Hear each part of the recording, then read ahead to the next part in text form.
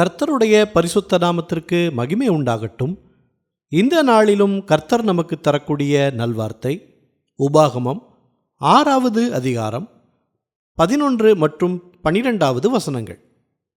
நீ நிரப்பாத சகல நல்ல வஸ்துக்களாலும் நிரம்பிய வீடுகளையும், நீ வெட்டாமல் வெட்டப்பட்டிருக்கிற துறவுகளையும், நீ நடாத திராட்சத் தோட்டங்களையும் ஒலிவத் தோப்புகளையும் அவர் உனக்கு கொடுப்பதினால், நீ சாப்பிட்டு திருப்தியாகும் போதும், நீ அடிமைப்பட்டிருந்த வீடாகிய எகிப்து தேசத்திலிருந்து உன்னை புறப்பட பண்ணின கர்த்தரை மறவாதபடிக்கு எச்சரிக்கையாயிரு. பிரியமானவர்களே, நாம் எவ்வளவோ காரியங்களுக்கு ஆசைப்படுகிறோம். சொந்தமாக ஒரு வீடு வேண்டுமே என்று அனைவருமே ஆசைப்படுவார்கள். கர்த்தர் சொல்லுகிறார், நான் உனக்கு ஏற்கனவே தயார் பண்ணி வைத்து விட்டேன் என்று. இஸ்ரவேல் மக்களுக்கு கர்த்தர் கானான் தேசத்தை ஏற்கனவே தயார் செய்து வைத்திருந்தார் அல்லவா?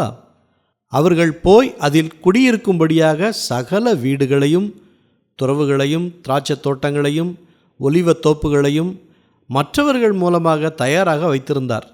நீங்கள் என்ன எதிர்பார்க்குறீங்களோ அதையே கர்த்தர் ஏற்கனவே தயார் செய்து வைத்திருப்பார். கவலைப்படாதீங்க.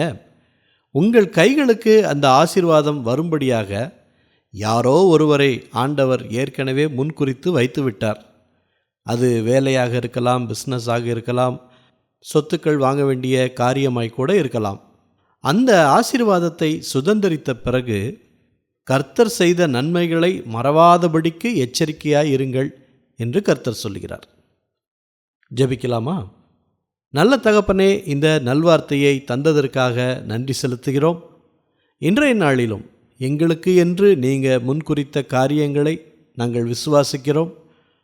அப்படி பெற்றுக்கொள்ளும்போது உம்மை மறவாதபடி இருக்க, எங்களுக்கு மேட்டிமையான எண்ணங்கள் வராமல் இருக்க பாதுகாத்து கொள்ளுங்க. எங்களை முற்றிலும் தாழ்த்துகிறோம், ஒப்பு கொடுக்கிறோம். எல்லா துதி, கனம், மகிமை எல்லாவற்றையும் உமக்கே செலுத்துகிறோம். இயேசு கிறிஸ்துவின் நாமத்தில் ஜெபிக்கிறோம் பிதாவே. ஆமேன், ஆமேன். இந்த நல்வார்த்தையை மற்றவர்களுக்கும் பகிர்ந்து அவர்களுக்கும் ஆசீர்வாதம் கிடைக்கச் செய்யுங்கள். கர்த்தர் உங்களையும் உங்கள் குடும்பத்தாரையும் அளவில்லாமல் ஆசீர்வதிப்பாராக. ஆமேன்.